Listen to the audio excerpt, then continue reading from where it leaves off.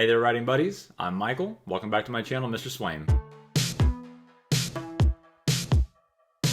So in this video, I'm going to be going over character development and how I do that in my stories. Anyone who's read my work has told me that my characters have always been well defined and that no matter how crazy the plot gets, they still stay firmly rooted in their imagination and very realistic. I do want to start by kind of defining design versus development. Design is what you're going to have when your character first enters the story. Development I look at in two ways. The first is how you develop the character to the reader in the very beginning, kind of basically just how you're explaining the character. Obviously, you can't just info dump a huge page or 5 pages worth of backstory to get your reader on board who the character is. You need to, bring that in over the first few chapters to get them on board with who this character actually is and what they believe in.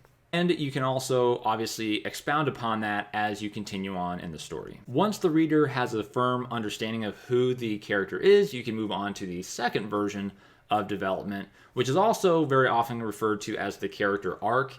And that is you developing the character throughout their experience that you're putting them through in the story. That is how they're going to change, what kind of influences they're going to meet that they've never met before, and how that might affect them, what they're going to retain, and what they're going to let go of. I'll be focusing mostly on the second version, but let me talk about the first version really quickly because it is very important, crucial really, but it's also pretty easily explainable. When you first introduce your character, you want to establish a core trait right out the gate. If you watched my other videos, you'll know that I always have a core trait, or really multiple core traits, but I always have a few core traits right when I'm building my character. So if you write your book like I do, where I, make up my ending first and I know where I want to end up at, but I can make up whatever beginning I want, I still have at least one core trait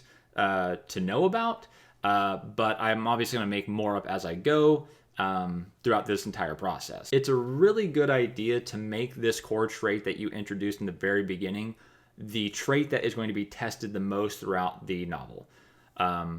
So if that be, trust, if that be, they're a good-hearted person, whatever their core trait is in that regard, that should be the one that gets hammered on the most, and either that changes over the course of the book, or they resist changing and they hold on to it, and they might change in other ways, obviously, but even when you hold a core trait more valuable than what you did before, that is still technically a change in the character. So just showing that growth throughout the entire novel is very important, but it's crucial, like I said before, it's crucial to explain that core trait to the reader through showing, not telling, in the very beginning of the book. So a really good example of this happens a lot in romance, and that is that the main character is fiercely independent.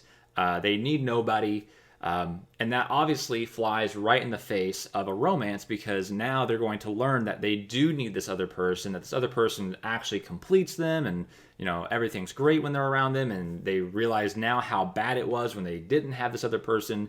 But establishing that core trait of your main character being fiercely independent in the beginning is very important, so that way when the romance hits and everything that they know and that they hold true is now rocked, it's challenged, it's shaken, it's important to show that dynamic. If you have watched my other videos, then you know that I reverse engineer my story, so I know the final plot point and I know some plot points in the middle, and I've loosely connected them, and then in my writing process I strengthen those connections and I make it cohesive. Knowing where I end up makes it to where I can make every scene, every chapter push forward to that end goal. That brings us to the next point, which is moving the plot forward. Many publishers, writers, editors, they all agree that you should make every single line in your book push the plot forward. I personally think that's a pretty lofty goal, but I think that you should still shoot for that. While you might not quite hit that exactly, you will still get most of it in there, and that's what really matters. With my writing style, knowing where I'm ending up, knowing what my goal is, I'm able to drive my plot to that end goal, and that makes it to where really just about every single line that I put into my book is driving to that end goal. Subplots can do a great deal in character development because they show another side, another problem that the character has to deal with. So while the main issue might be, we're going to go fight a wizard, the subplot could be a romance. And obviously those are going to show two very different sides of your character and develop the character in very different ways. So whenever you're dealing with subplots, those are meant to be character development. They could grow later on to a larger issue. So some people will do this thing where they have the plot A end sooner than at the end, and plot B then takes over. And if you're doing that, that's totally fine. But if the subplot is not really going to be your climax, then it should really focus on showing who this character is in a way that the primary conflict is not capable of doing. You've also got dialogue and character thoughts to work with. These can be very powerful tools. Dialogue is what your character says to other people, but it's also how they say it. If you could have a piece of dialogue sit by itself with no dialogue tag, but your readers know who said it because it's so clearly that character, that is really what your goal is.